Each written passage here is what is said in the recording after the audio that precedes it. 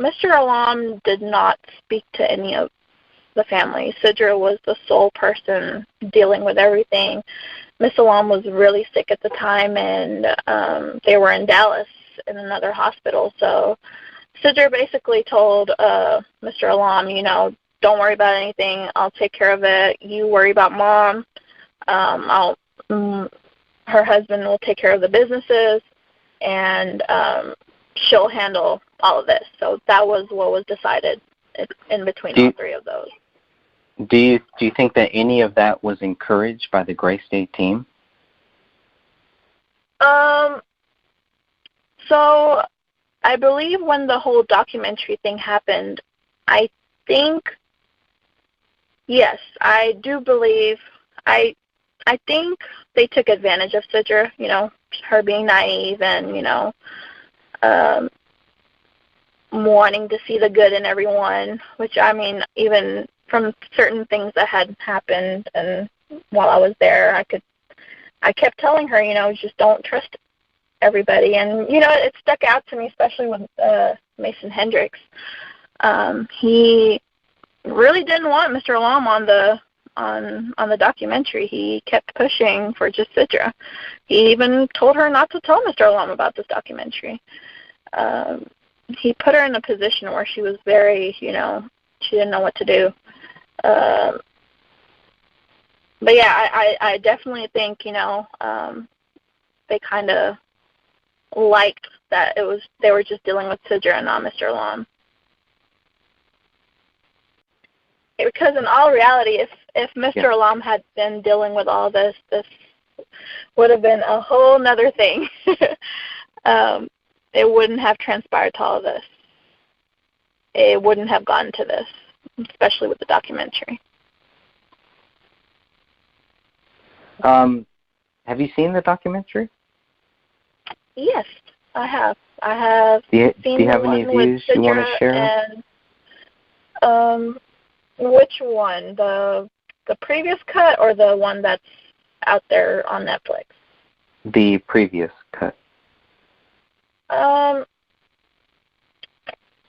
Well, what could I say about that? They picked and choose what they wanted to put in there, obviously. They did a lot of editing. They just took out some words that Sidra had said and Mr. Alam had said. But the things that should have been there weren't on there that they really wanted on there.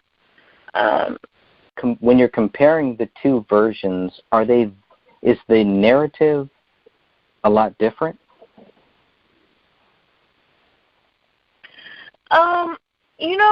The one thing that stuck out to me on the second one, the official one, they kind of try to make Kamel look crazy, in all honesty, by showing her clip. And you know what the crazy part is? Mr. Alam had never seen that footage till the day it got released, so that was the shitty part in all really? this. Yeah, we had never seen the footage, and that is why he was so upset that that's his daughter, out there looking crazy, and that's not something they even asked for permission. So, yeah, Erik Nelson definitely had an agenda on what he wanted to show. So, after the rough cut, that was sent to Mr. Alam, Mr. Alam basically said he wasn't going to sign any paperwork till he saw what the direction was going to be. And that's something Nelson had said, that, everybody's story was going to be told, and he didn't have an agenda. Just whatever the interviews were, he was just going to present them how they were. So I'm glad Mr. Alam was pretty smart, and, he wanted to see the rough cut before he signed it. I mean, they were pushing Sidra to sign her part, but Mr. Alam made sure and was firm that Sidra didn't do that. Once he got the cut, he was not happy with it. He told him, what's the moral of this movie? What are you trying to get at? What's the point of it if there's no lesson? Because that was what was told to the Alam side. You know, there was going to be a lesson in this. You know, there was going to be something for others so they can be enlightened. You know, PTSD or, you know, mental abuse, or for, like, you know, with women, just something. You know, there should have been something. Like, in all honesty, there was nothing about that documentary. I don't see why the Crowley side agreed to it. I mean, it shows their son as a crazy lunatic. If it was, the roles were reversed, I would have never wanted that out for my son, you know. But that's just me. Yeah. But if they could show that it wasn't just him and it was her too, then it goes back and to the pack theory. That's kind of what I felt. Like, there was no reason for them to put that footage in of Camille, you know. Agreed. I feel like the reason why they put that in is to put that pack theory in people's head that, you know, maybe she was going crazy, you know, maybe they decided it together. So I just didn't see the point of that. And, you know, another weird footage was Ronnie in the basement, you know, and that made no sense. And the other one, I'm glad you brought that up, the footage of Ronnie talking about the bloody man. They make that seem so bad, and it's actually really funny. You know, it's, I don't know if you've seen in the certain movie productions, there's this little red man that shows up before a movie starts. Can you name one? Because I've been looking for this for months, maybe years now. I will get back to you on that. I can't find it. I will get back. I will get back to you on that.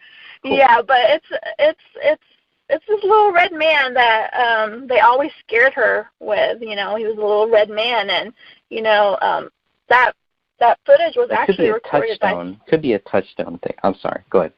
Yeah, it could be. I think so. I'll look into it. I'll ask Sidra. She probably knows. And I'll let you know. But yeah, it wasn't anything. I mean, yeah, I know as the third person looking in, it sounds so creepy for a little kid to say that, but she was a very, you know, she had a very broad imagination. You know, she talked like that, and they just turned it around and made it sound so awful for her. Like, you know. No, she was very bright. That's the way. Yeah. Like, she was bright. She could understand all the. Yes. She was extremely bright. You know, when I met her, you know, she it didn't seem like I was talking to a 5-year-old. You know, she was very intelligent for her age, and I think that was part of her autism. I know that they're very bright, and, you know, so I think that has to do with that. But yeah, just going back to the documentary, you know, certain things they showed had no reason to be on there, and that were shown were completely out of context. So that was what Mr. Alam didn't like. Yeah. And, well, you know, the sad part is, you know, the Alams this had already been decided, and, you know, they were like, you know, they got their interviews towards the end. It was around July. Sidra was like 9 months pregnant when they shot all that. So apparently they weren't even going to be on the interviews, and not Danny Mason, I always get them confused, Mason Hendricks convinced Nelson to put them on there. So yeah, it was a pretty shitty part on their end, and I think Crowleys are to blame too, because, you know, they had no contact with the Alams. Sidra was always the one trying to contact them for anything, and, you know, I get, you know, they feel guilty or, you know, with what happened, but, you know, communication was very, very poor, and it was all through, like, Mason and, you know, Sean, and they shouldn't have been even in the middle of this, in my opinion. You know, it should have been the families talking, and that just wasn't it. Dan Senior never wanted to talk, you know, just it would be through email or a text message, and a day late or a week late conversation. So yeah, they're a hard family to communicate with, and that's something even his friends say. That's just how they are. That they're a little weird, I guess. I don't know. Yeah, right. Which is different than saying that because they weren't talking to David or because they didn't talk with him every day or whatever. Yeah, because that's something Mr. Alam brought up. He said, I understand, from our side, we're far away. We're dealing with Nyla's sickness. So what was y'all's excuse for not, being in each other's lives? Like, he's like, if that was me and my daughter isn't talking to me for this long and she lives literally 10 minutes away from me, I'll pop up at her house, So, I don't know. Their family was a little odd, but I'm not going to say too much on that. I don't know them that well, so. Yeah, sure. Can we go back to a little bit about when we're talking about Rainey in the basement? And can you give us the correct pronunciation of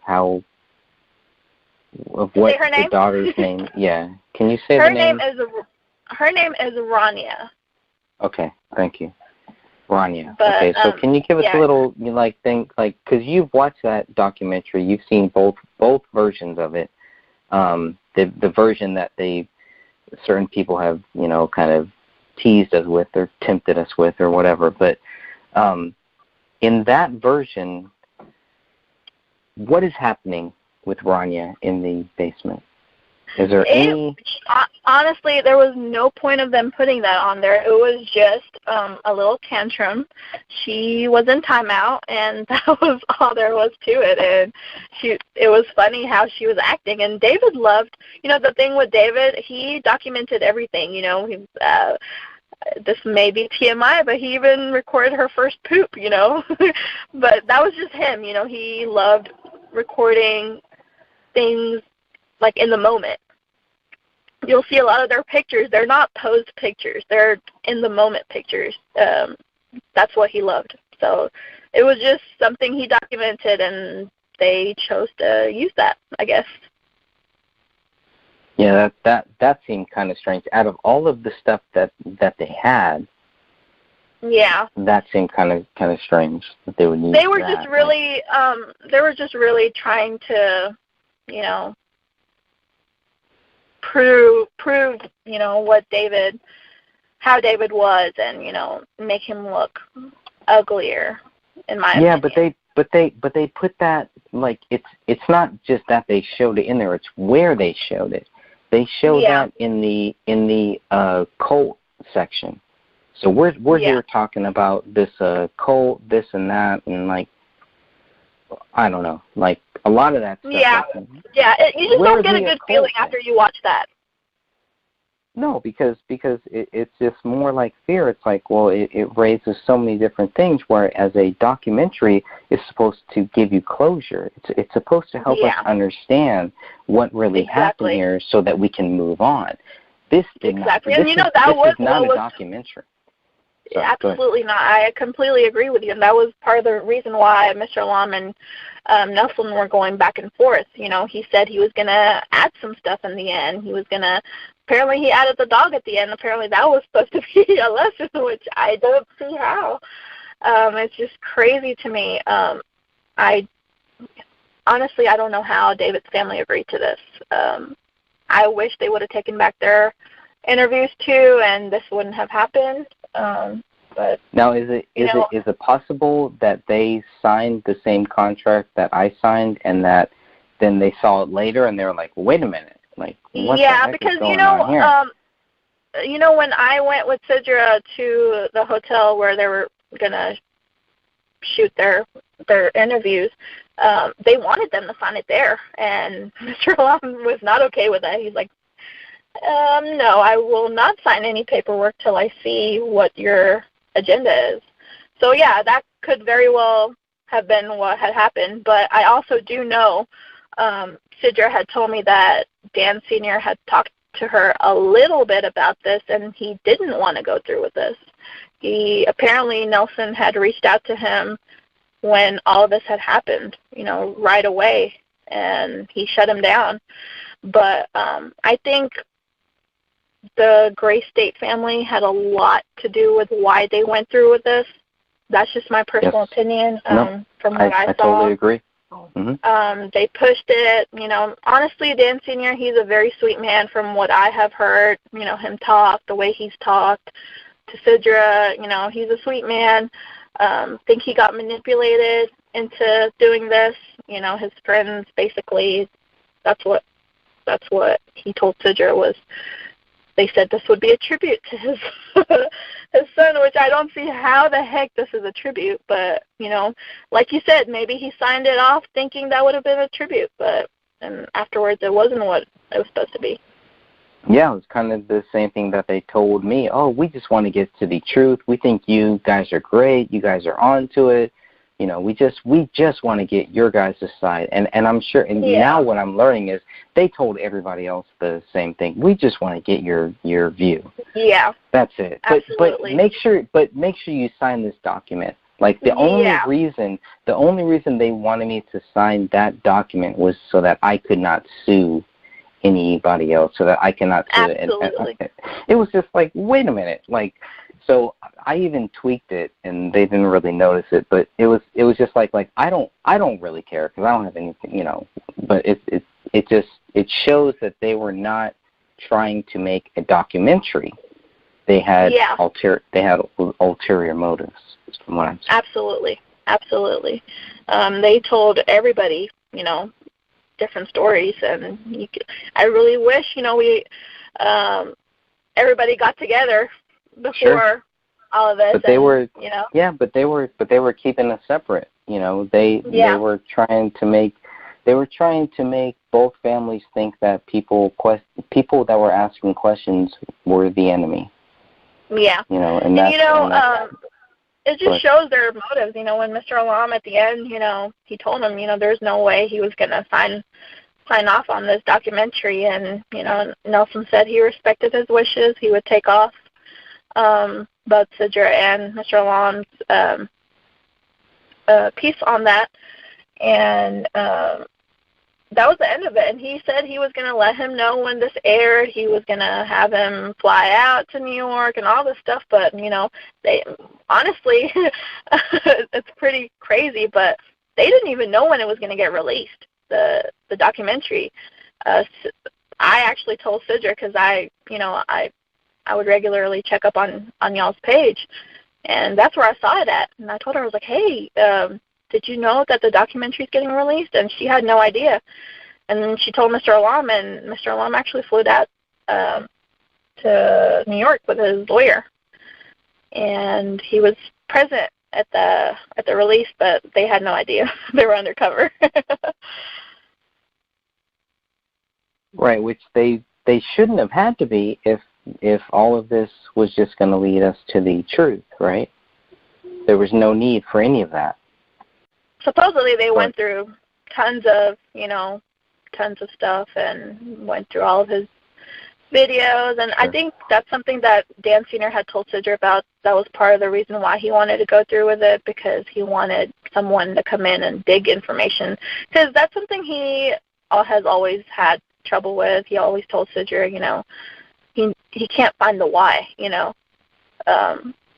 so I guess that's part of the reason why he went through with it. Maybe someone would be able to find the why.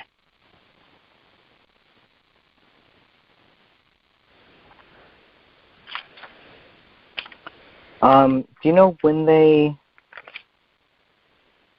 who interviewed them?